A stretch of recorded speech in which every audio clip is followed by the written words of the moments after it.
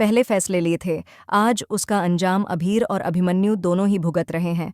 आज अभीर सबके सामने यह खुलासा करने वाला है कि अभिमन्यु कहाँ पर है और किस हालत में है। यहाँ पर अभीर ने अब गोइंका को टॉर्चर करना शुरू कर दिया है।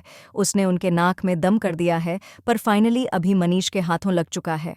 मनीष कहता है, तेरी इतनी हिम्मत कि तूने उस दिन के बाद से हमारे नाक में दम कर दिया। मुझे लगा था कि कोई गुंडा हमारे पैसों के पीछे होगा, पर यह तो तू है। मैं तुझे छोड़ूंगा नहीं। मैं अभी पुलिस को बुलाता हूं और तुझे जेल भिजवा देता हूं। यहाँ पर अभीर मनीष से कहता है, आप आज भी वैसे के वैसे हैं। आप आज भी गलत फैसले लेते हैं, जिसकी वजह से हम सबकी जिंदगी खराब हो जाती है। मनीष कहता है, आखिर तूने किया क्या है? तू उस दिन भी यही बात कर रहा था और तू आज भी यही सारी बातें कर रहा है।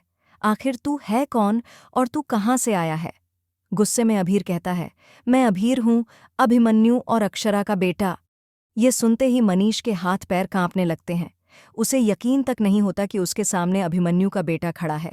यहाँ पर सरना कहती है, मनीष जी आप मत बोलिए। पिछली बार भी ऐसा ही हुआ था। हम कैसे मान लें कि ये हमारा अभीर है, और अगर सचमुच ये हमारा अभीर होता तो ये हमसे ऐसे बात ही नहीं करता। यहाँ पर अभीर कहता है, आप आज भी वैसे के वैसे हैं। इतने साल बीत गए और आपके गलत फैसले ने मुझसे मेरे पापा यानी अभिमन्यु को छीन लिया। आपको पता भी नहीं है, उस दिन मेरा और पापा का एक्सीडेंट हो गया था। पापा का बहुत खून बह चुका था। हम दोनों हॉस्पिटल में थे। डॉक्टरों ने मुझसे कहा कि अपनी फैमिली को फ़ोन करो, इनकी जान बचानी मुश्किल हो रही है। इन्हें अभी भी ब्लड चाहिए। क्या पता किसी फैमिली मेंबर से इनका ब्लड मैच हो जाए। पर फैमिली के नाम पर हमारे साथ कोई भी नहीं था, क्योंकि आपने हमसे सब कुछ छीन लिया था। आपके फैसले का भुगतान मेरे पापा ने अपनी जिंदगी खोकर किया।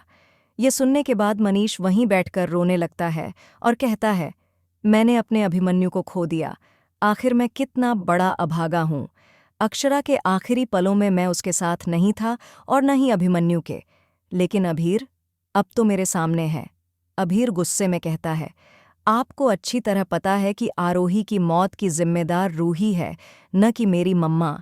पर मेरी मम्मा ने रूही को बचाने के लिए सारा इल्ज़ाम अपने सिर पर ले लिया और आपने उनकी बात पर विश्वास करके उन्हें घर से निकाल दिया। इसकी वजह से आज मेरी बहन मुझसे दूर है। लेकिन अभीरा को यकीन तक नहीं होता कि जो सामने खड़ा है वह उसका भाई अभीर है, क्योंकि यहाँ पर अभीरा अभिमन्यु को जानती ही नहीं है। दोस्तों, क्या यहाँ पर जब रूही आएगी तो यह बात हज़म कर पाएगी या फिर नहीं? और जो अभीर के मन में बदले की आग जल रही है, क्या वह शांत हो पाएगी या फिर नहीं? अपनी राय हमें कमेंट सेक्शन में ज़रूर बताइएगा। और चैनल को अब तक सब्सक्राइब नहीं किया है तो कर लीजिए। धन्यवाद।